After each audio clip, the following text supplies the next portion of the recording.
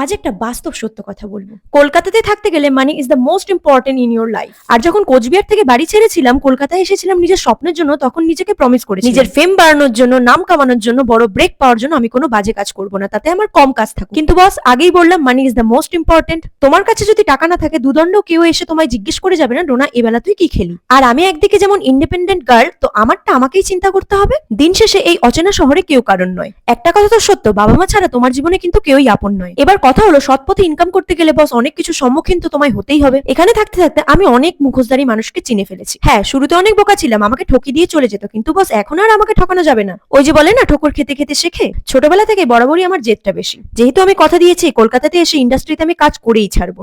আজ না হয় 5 বছর পর আমি করেই ছাড়বো, আর সেটা আমি দেখিয়েই ছাড়বো। এবার রইলো বাকি, আমি তো ইন্ডাস্ট্রিতে কম কাজ করছি, ওই যে বললাম না, কম্প্রোমাইজ ছাড়া কাজ পাওয়া যায় না, তাহলে আমি করছি সব কথা এক ভিডিওতে কি করেই বা বলি বলো, তার জন্য পরের ভিডিও দেখতে হবে।